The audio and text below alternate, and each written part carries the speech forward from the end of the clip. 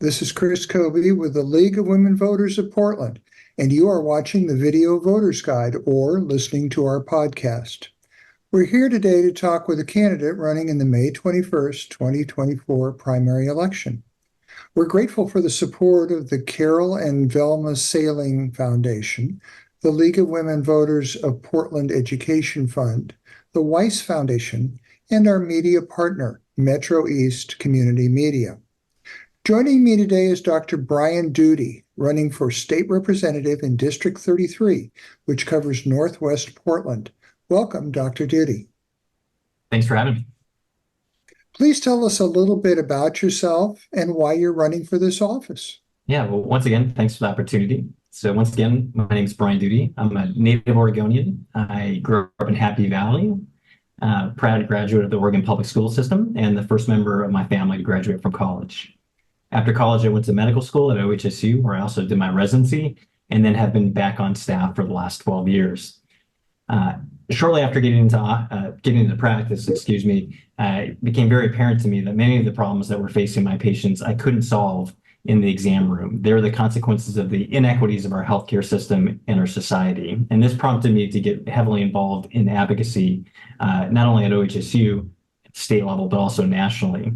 However, it also became apparent to me that these efforts similarly were not broad enough to make a dramatic impact. And so as a result, this prompted me to run for office.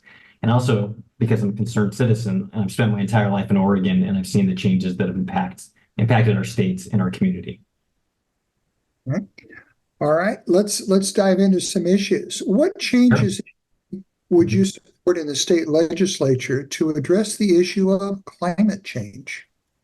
To begin, climate change is not a belief, it's a scientific fact, and it represents the greatest threat to all life on the planet outside of a nuclear war.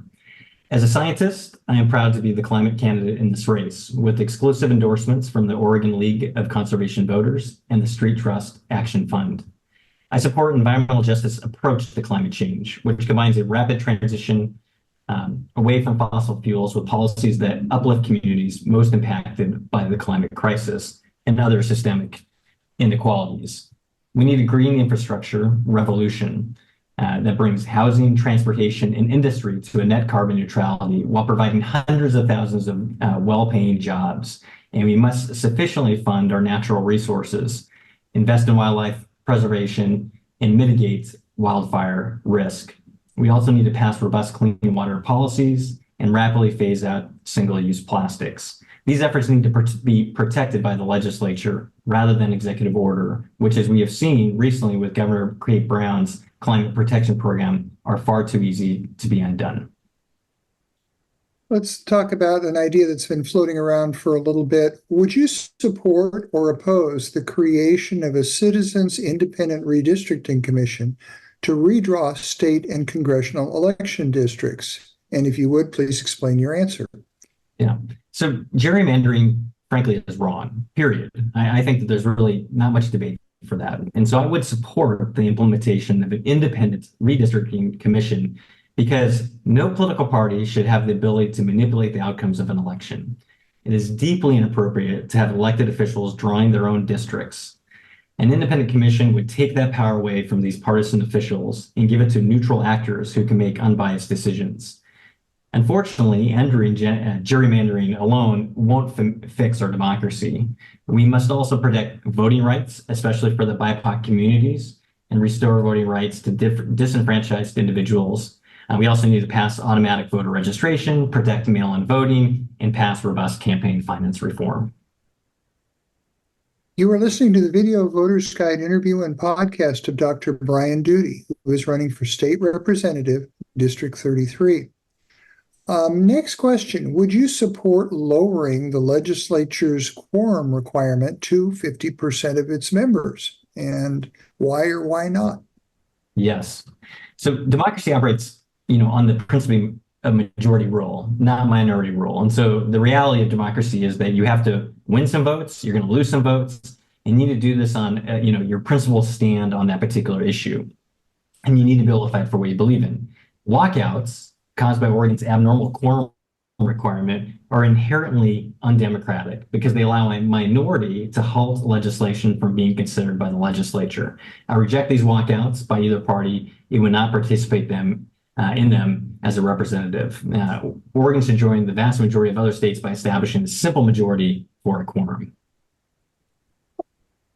Earlier this year, the legislature acted on campaign finance reform by passing HB 4024, a big bill. I don't know if you've had a chance to look at it, but if you have, do you have any ideas as to any possible changes to that bill that you would support and why? Yeah, so like the two other candidates in this race, this is my first time running for state office. And I chose to run because I wanted to make a small part to improve the lives of those in Oregon and across the states. However, unfortunately, I spend the majority of my time trying to call to ask people to donate to my campaign. And so I applaud the Oregon State Legislature for passing House Bill 4024, especially during such a momentous short session.